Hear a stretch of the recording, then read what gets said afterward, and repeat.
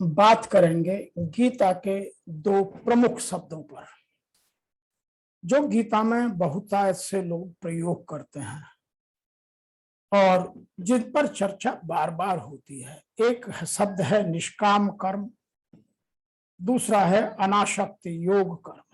अनासक्ति योग से जो कर्म किया जाए, अनासक्ति योग को पालन करके अपने अंदर अनासक्त कर्म की भावना को पैदा किया जाए। मैं आपको यहां यह बता देना चाहता हूं कि निष्काम कर्म गीता में कहीं भी नहीं आया है। लोगों ने उसको अपने हिसाब से उसको कहीं कहीं उसका मतलब निकालकर जोड़ दिया है, जबकि अनासक्ति का वर्णन गीता में बहुत जगह हुआ है। अब आपको इन दो शब्दों का मतलब समझना पड़ेगा। निष्काम का मतलब है जिस काम के प्रतिफल से मुझे कोई मतलब नहीं है, और अनासक्ति का मतलब है जिस काम में मेरी कोई कामना, मेरी कोई ममता, मेरी कोई अनुराग, अनुरक्ति नहीं है, वो अनासक्ति है। तो बार बार गीता में अनासक्ति की बात कही गई है, और उसका अधिक समझने के लिए हमको गीता के जो प्रमुख श्लोक है जिसकी चर्चा बहुत की जाती है उसको ठीक से समझना पड़ेगा, जिसमें लिखा है कर्मण्येवाधिकारस्ते मा फलेषु कदाचन मा कर्म फल हेतु भूर्माते संगोत सत्व कर्मणि। कि आपको अपने कर्म करने के अधिकार का चयन करने का अधिकार भगवान ने दिया है, उसका फल क्या मिलेगा उसका अधिकार भगवान ने नहीं दिया है। तो यही कुछ विद्वान जन उस निष्काम कर्म को जोड़ देते हैं, जबकि यहां निष्काम शब्द कहीं आया ही नहीं है। आगे लिखते हैं मां कर्म फल हेतु भूर्माते संगोत्सव कर्मणि, कि हमें फल के पाने का अधिकार नहीं और ना ही हमारा फल मोटिव होना चाहिए। आगे लिखा आपका उस कर्मों में कोई अटैचमेंट ना हो, अनुराग ना हो, कोई कामना ना हो, कोई ममता ना हो, कोई अनुरक्ति ना हो। तो वह जो भावना है वह सब भावना है अनासक्ति की। अब इसमें दो शब्द बहुत प्रमुखता से काम में किए जाते हैं, एक है स्वधर्म और एक है स्वकर्म। अब आप उन दो शब्दों को यदि समझ जाएंगे तो आपको शायद निष्काम कर्म और अनासक्त कर्म दोनों की भावना को समझना बहुत आसान होगा। जब भी हम स्वधर्म की बात करते हैं कि स्वधर्म क्या है, तो गीता के 3 अध्याय के 35वें श्लोक में इसकी व्याख्या भगवान श्री कृष्ण ने स्वयं किया है। श्रेयान स्वधर्म विगुण परम धर्मात् स्वनुनिष्ठातात् स्वधर्मे निधनम श्रेय पर धर्म भयावह। तो यहां मैं इसकी यदि ठीक से व्याख्या समझूं, अच्छी प्रकार आचरण में लाए हुए दूसरे के धर्म से गुण रहित भी अपना धर्म अति उत्तम है। अपने धर्म में तो मरना भी कल्याणकारक है। यहाँ अर्जुन को बार बार श्री कृष्ण ने यह भी कहा कि यदि तुम अपना स्वधर्म करते हुए, जो क्षत्रिय का स्वधर्म है युद्ध करना, उसमें यदि मारे भी गए तो आपको स्वर्ग मिलेगा और जिंदा रहे तो भूलोक का राज्य मिलेगा। और दूसरे का धर्म भय को देने वाला होता है। बेटर वंस ओन ड्यूटी दो devoid of merit than the duty of another well discharged. Better is death in the own's duty. The duty of another is productive of danger. तो यहां अपने कर्म को करना और बिना किसी कामना के, बिना किसी ममता के, बिना किसी अनुराग के, वह अनासक्ति है। और इसको समझने के लिए हमको जो निष्काम कर्म है वह है वर्क विदाउट डिजायर, कि मैं कोई इच्छा रख के काम ना करो, उसका एक रीजन है। आप उस स्वधर्म का पालन करने के लिए आपको अपना कठिन से कठिन कर्म भी करना आवश्यक है जी। और स्वधर्म के लिए ही भगवान श्री कृष्ण ने गीता पूरी अर्जुन को समझाई। बाबा तुलसीदास ने भी स्वधर्म की बात की है। जब वो राम राज्य का वर्णन करते हैं तो वहां लिखते हैं, दैहिक दैविक भौतिक तापा, राम राज नहीं काहू व्यापा, सब नर करहि परस्पर प्रीति, चलहि स्वधर्म निरत श्रुति नीति। राम राज्य में दैहिक दैविक और भौतिक ताप किसी को नहीं है, किसी को परेशान नहीं करते, किसी को नहीं व्यापते। सब मनुष्य संसार में प्रेम करते हैं, वेदों में बताई हुई नीति या मर्यादा में रहकर अपना अपना धर्म का पालन करते हैं। तो यहाँ अपने अपने धर्म के पालन की बात की गई है। और स्वधर्म में 3 बात होती हैं। नंबर 1 स्वभाव, नंबर 2 गुण और नंबर 3 कर्म। गुण विशेषता और कर्म विशेषता से आपका स्वभाव जाना जाता है। और गीता में जाति कहीं शब्द नहीं है। गीता में प्रमुखता है वर्ण की। और वर्ण का मतलब है कि जो जिस वर्ण में काम करता है वह उस काम करने के लिए बाध्य है, वही उसका स्वधर्म है। इस बात को वर्तमान युग में कांट ने बहुत अच्छी तरीके से हमें समझाने की कोशिश की है। उन्होंने पूरा एक बुक लिखी है और उस बुक में एक जगह लिखा है कि मैं एक दिन यूनिवर्सिटी जाने वाला था, because can't was a professor, और उस दिन बहुत बर्फ पड़ रही थी। तो कांट ने अपने नौकर से कहा कि आप छाता लाइए, मैं बर्फ में छाता लगा कर जाता हूं। तो उनके सहकर्मी ने कहा कि आज तो बहुत बर्फ पड़ रही है, कोई नहीं आएगा, आपको जाने की जरूरत नहीं है। लेकिन कांट ने अपना छाता उठाया और वो यूनिवर्सिटी गए। क्लास में 1 घंटे बैठे रहे, एक बच्चा नहीं आया। तो जो उनका साथी था उन्होंने कहा कि मैंने तो आपको पहले ही कहा था कि कोई बच्चा नहीं आएगा, फिर भी आपने मेरी बात को नहीं सुना। तो कांट ने क्या कहा, I am paid for that. मैंने जो कर्म किया है यह मेरा स्वधर्म है। I am paid for that, इसकी मुझे सैलरी मिलती है। दे have not done their duty, बच्चों ने अपनी ड्यूटी पूरी नहीं की, मैं उनको कुछ नहीं कह सकता, उनका परिणाम वो भुगतेंगे। They have not done their duty, I have no excuse to do my duty. यदि वो अपना कर्म नहीं कर रहे हैं तो मैं अपने कर्म करने का कोई एक्सक्यूज नहीं ले सकता। तो कांट ने स्वधर्म को बहुत अच्छी तरीके से हमें समझाने की कोशिश की है। अब इसमें बड़ी हमें हमारे धर्म शास्त्रियों ने 3 चीजों में डाल दिया है। एक तो अनिश्चितता का माहौल कर दिया इस श्लोक की व्याख्या में, हमें उलझन में डाल दिया और ये कंट्रोवर्सी का विषय बना दिया।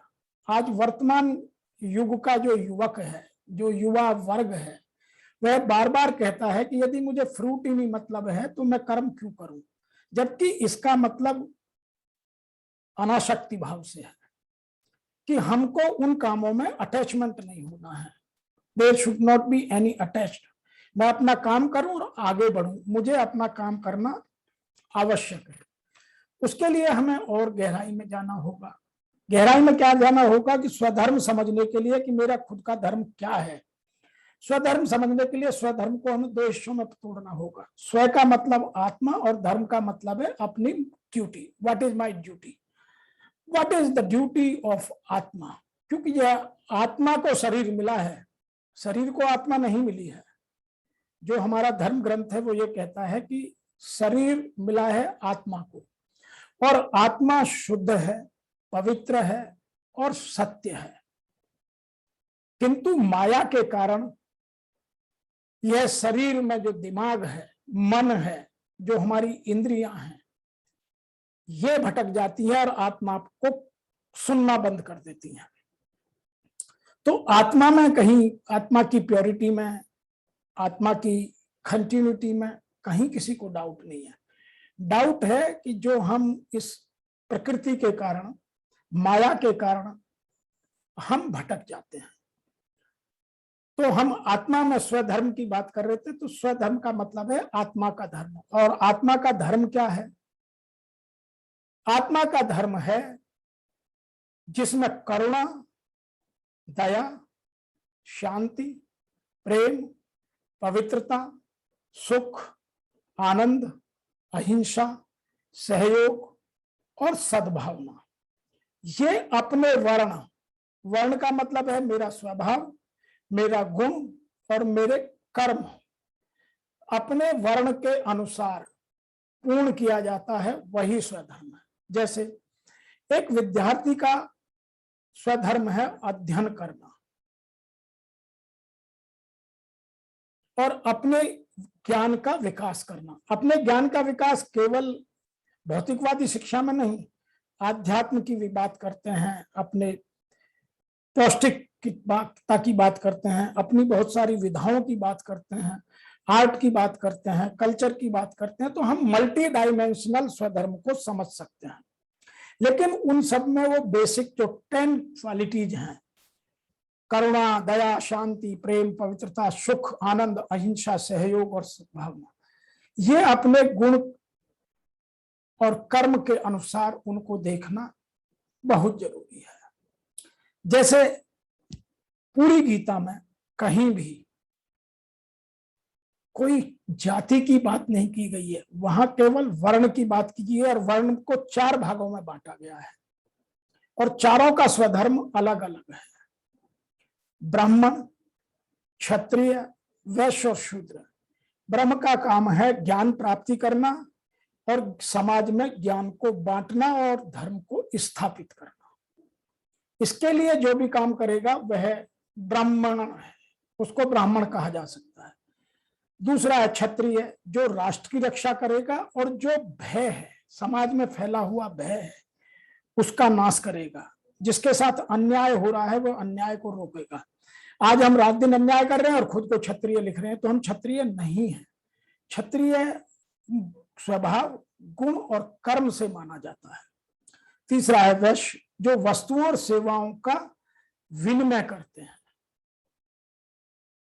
उनका उद्देश्य धनोपार्जन केवल उतना है जितना परिवार चले, प्रॉफिट मेकिंग ऑर्गेनाइजेशन बनाना उनका काम नहीं है। और चौथा है शूद्र। शूद्र का मतलब है सर्विस क्लास, जो सेवा में लगे हैं, जिनमें किसी कारणवश या तो वो अपने ब्रह्म के प्रभाव को बढ़ा नहीं पाए या ब्रह्म को ठीक से समझ नहीं पाए और 2 कामों में लगे नहीं, तो वो सब वर्ण शूद्र में आता है, सेवा क्लास में आता है। तो हमको यह समझना बहुत जरूरी है। इसीलिए बाबा तुलसीदास जी ने भी यहाँ सब नर करहीं परस्पर प्रीति, चलई स्वधर्म निरत श्रुत नीति, तो उसको लिखा है।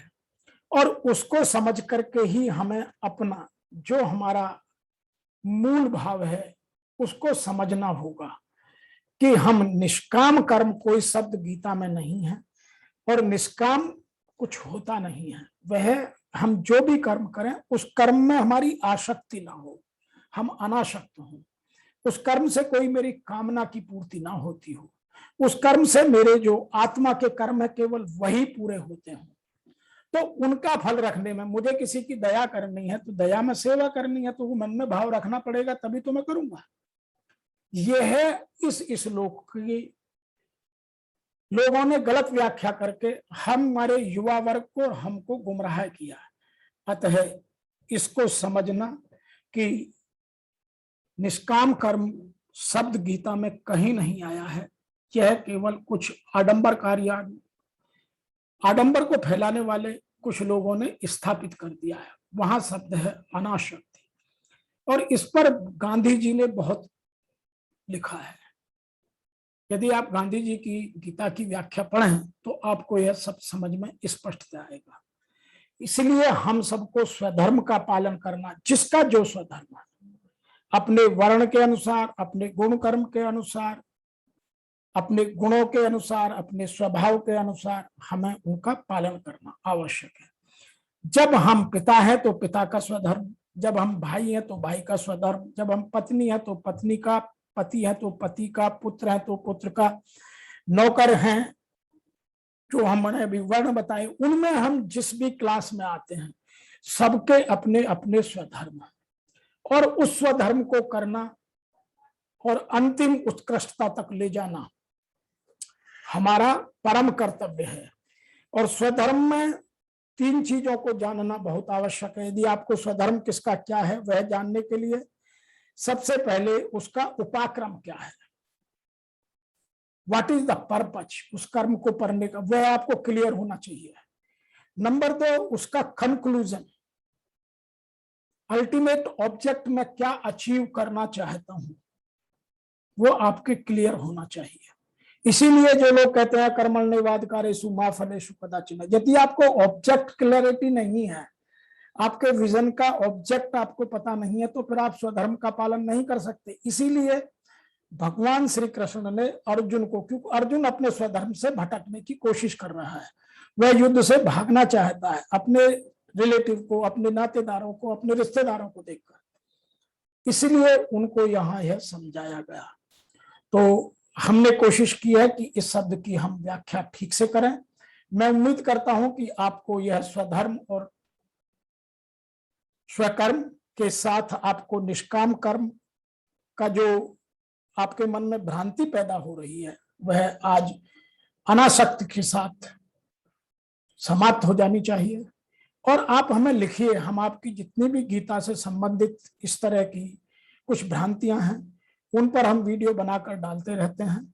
हम आशा करते हैं कि आपको यह हमारा वीडियो पसंद आएगा और आप अपने इस तरह हमें लिखते रहिए। हम आपके हर प्रश्न का विस्तार से उत्तर देकर आपकी भ्रांतियों को समन करते रहेंगे, उनको सही रास्ते में जो हमारे गीता है या रामायण है या रामचरितमानस है उनसे निकालकर आप तक पहुंचाते रहेंगे। आपका मेरा इस वीडियो को देखने का बहुत बहुत धन्यवाद।